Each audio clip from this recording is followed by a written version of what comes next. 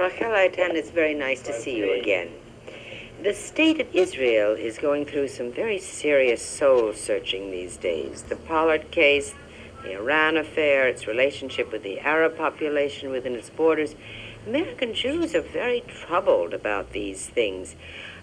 Do you feel that we as Jews are obliged to live up to high ethical standards? We are not obliged, but I think it's part of our tradition and our history. We chose, as a matter of fact, to be Jews, and many of us, even if they are not religious, choose to live according to the high moral values of Judaism. And I think that this period is a soul-searching period, but each period is a soul-searching period for us. We are people who try to learn from our history all the time. You see, Passover is again a kind of a historic seminar. You know, we are discussing a historic event around the table, and the Haggadah tells us that you have to tell it to your children, and we have to learn some moral lessons from the historic events. For us, history is a book that we can learn from. Now the question is what we want to learn from our history. And here we come to our moral values. Because some people are troubled when we sit around the Seder, and some people celebrate the plagues and the sufferings of the Egyptians, and some people even rejoice it, and many people are very uncomfortable with it. So, and many of our old sages were very uncomfortable about it. So you know that we have all kinds of midrashim telling us about what is the right attitude to the sufferings of others. And our sages talk about compassion. You know the Midrash that tells us when the army of Pharaoh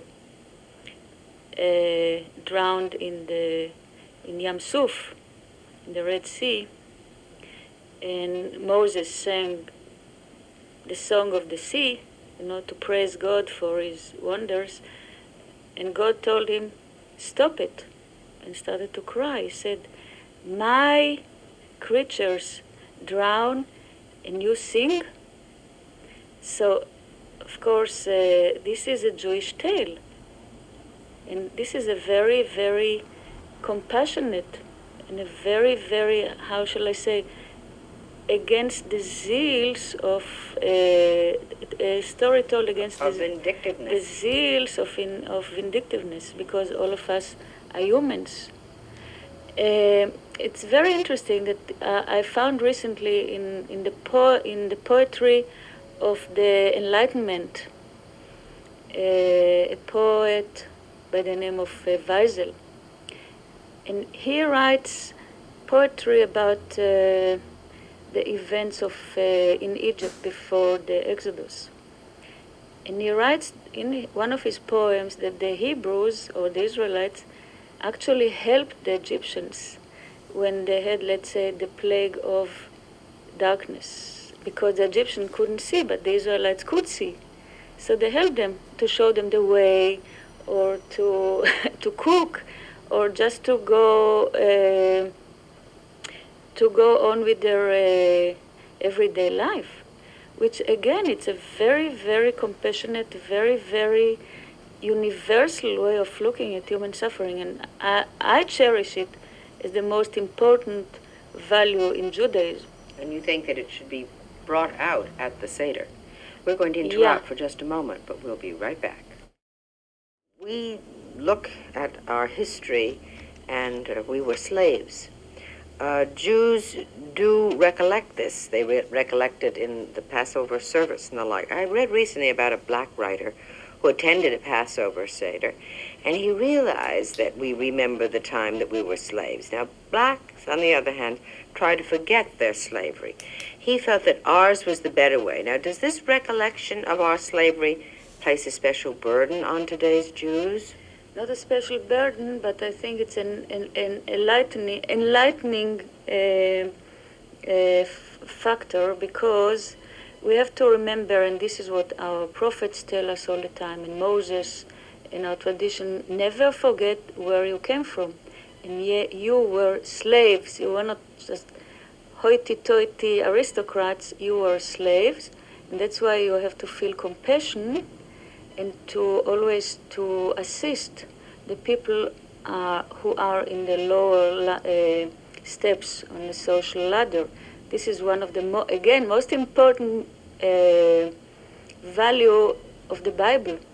Don't forget that you were a girl, that you were an alien, that you were a slave. Never forget it. The moment you forget it, you forget who you are. Because this is our makeup, this is our historic lesson. And in our tradition, you should never worship the strong and the rich and the golden calf. You always have to fight for the underdog. And that's, for me at least, this is the supreme value of Judaism. And of course, all these values that you're talking about now are inculcated in us in the Haggadah. Yeah, the Haggadah is very, very strong about it. Of course, there are moments when they say, oh, they didn't have only 10 plagues, and they started to make all kinds of calculations that every plague was worth of, of hundreds and thousands of plagues. But this serves one kind of people, who rejoice in the sufferings of others, or they are very revengeful, or maybe it served the needs of the people when they were really oppressed and suffering. But yes, because then you take a different attitude than when you can look back on it. Right. Then you can gather out the compassion. Right. Of course, you can be more compassionate when you're freer. That's for sure, but it's the trick is to be compassionate also when you're oppressed. And that's more difficult, of course. Pharaoh's daughter, who saved Moses in the bulrushes, can be considered, I would say, the first righteous Gentile. As we recall the Holocaust, do we give enough honor to those many religious Gentiles who saved many Jews? Yeah, I think it's a very, very important issue, because always we emphasize the differences between us and the others, or that we were ignored, or the Gentiles just rejoiced in our in this great slaughtering of the Jewish people. But from my experience and from other people's experience, I have about 10 friends who live now only because they were saved by Gentiles in Poland and in the Netherlands and in other places. And I think that Norway. And these people are real heroes, because if we search ourselves, how many of us would have done it with all these frictions? With the terrible threat over our own heads if we were caught. Yeah, yes. And also all these frictions, religious frictions, and the feeling of negation of the other. Let's say, if you live in an anti-Semitic society and you still do it, let's say like in Poland. So I think that these were real heroes, and we have to commemorate them more than we do, and to teach our children about this universal approach to each other. I think we emphasize too much the differences and well, the I think smallness. as the world is coming so much closer with communications, that we must learn more about each other. We must have more compassion, as you said, and we must have more understanding of differences than we have had before. Not necessarily embrace those differences. No. I don't think that's important. And in fact, I think that it is sometimes very destructive to do that. But I do think just the understanding could make for a great deal more peaceful world. No doubt. It doesn't say that you have to, if you see a beautiful red-headed woman, it doesn't say that you have to go home and dye your hair. Dye your hair. Yeah, but you can say, oh, she is very beautiful. I'm blonde, but the reds are also beautiful. So I think that in this little village of ours now, that as we call it, we must understand that we have to know more about each other, to understand that all of us are made of the same stuff, and we have the basic passions and the basic needs. And I talk now not about only Jews and Gentiles, I talk also about Americans and Russians and Asiatics and whatever, because we cannot exist on this planet in another way. So the openness has to come from all sides, and I think that we have to react with openness to the call of openness from the other side, because if not, the whole phenomenon will be closed back and blocked as it happened in the past. The I think we're should so be fortunate, Rachel Eytan, to have you in a position of being able to influence younger people with your philosophy and having the examples of Yiddish literature and Israeli literature to bring to them. It's a privilege, I'm sure, as far as your youngsters are concerned, but I should think you would kind of think it was a privilege, too, to be in that position. Thank you very much, but I'm trying to do my best, because you're right, the Israeli literature is very, very compassionate and very understanding of the other side, of the Palestinian plight and the situation that we are stuck in. Yiddish literature is not a literature that glamorizes the shtetl life. On the contrary, it criticizes the smallness of it and tries to open the minds of the readers and to educate them into a more universal. In many cases, it was just through those books that their minds could be opened because they were so confined. We're going to interrupt for a moment for a message, but we'll be right back. My guest is Rachel Eytan, who is a professor of Israeli and Yiddish literature at Hofstra University. She's also the author of a fine novel, The Fifth Heaven. Professor Eytan and I have been talking about the morals and ethics that we practice today and trying to find these morals and ethics in our Passover Seder. We'll be back with our guest right after a message from Florigo Grapefruit. Eytan, Rachel, the asking of the 4 questions at the Passover table is one of the highlights of the Seder. The questions are simple and the answers after thousands of years are reasonably obvious. But what is the significance of the question and answer period? Well, I think that just the idea that you have to ask questions is a very, very important idea, because in general, in a dogmatic society or under a dogmatic religion or culture, they say, listen guys, don't ask me too many questions, just follow the directions Yes. or the law. And this is, by the way, one stream in Judaism tells you don't ask too many questions. Okay, don't ask questions about the beyond or the nature of God or the universe or the creation or whatever. Just follow the mitzvot and the law and you'll be a good Jew. This also we can see under other societies, like even in atheistic societies, right? They just follow And certainly in Catholicism. In Catholicism, or even in Marxist-Leninist society, unfortunately, because this was a society that take it out of the religious had to liberate your mind, yeah. but on the contrary, they constrained. They tell you exactly how to do it into a dogma, and let's hope that they are going to really to open up the whole situation. But the idea is that you get even not only this. There are 4 types of students or children, right? One is the wise one that every Jewish child is, of course. Naturally, especially if it's yours. Yeah, and one is the evil one, which is also every Jewish child, right? A terrible child, but he's your son's child, right? Okay. Then you have the simpleton. Some of us are, but one is very, very important, the one who doesn't know how to ask a question. So they tell you, at ptach, which means you let him open it for him, just teach him how to ask a question, because this is the most important thing. What question to ask and how to do it. Science is dealing with this, right? Like you have to know what question to ask. If you ask the right questions, maybe you have the right answers.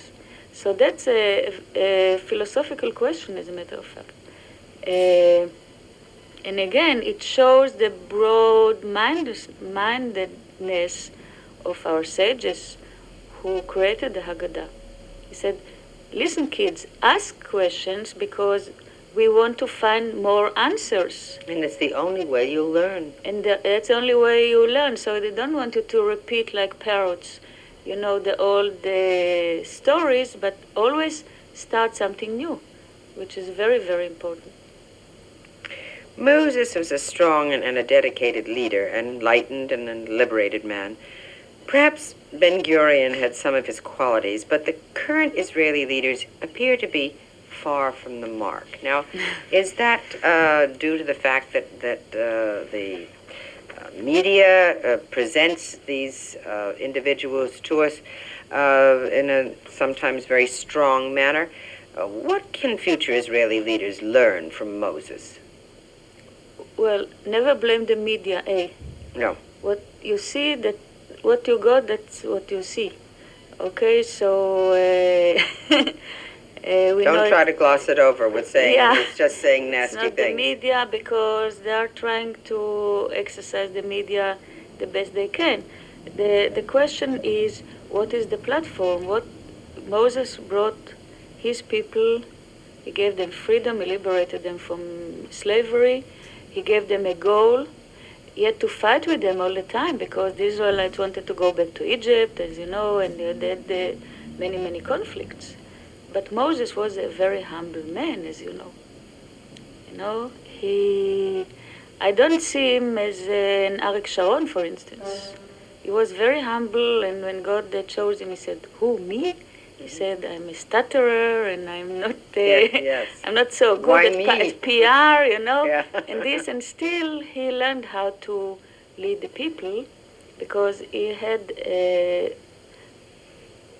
Again, I don't like to use this word, but he had some moral missions to teach his people. And if you read the Torah Moshe, this was in its time and even today a very revolutionary Torah, because again, talking about the slaves and the underdogs, they paid attention a lot to more to the slaves than to the rich people.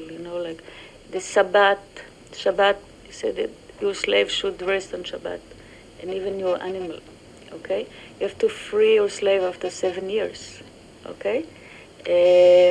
There are so many humanistic and progressive rules in the Torah. You just have to read them to understand what kind of a revolution it created in the society.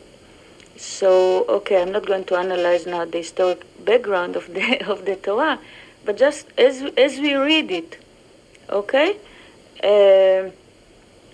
Till now, we are trying to follow the Ten Commandments, and it's still very difficult for us, right?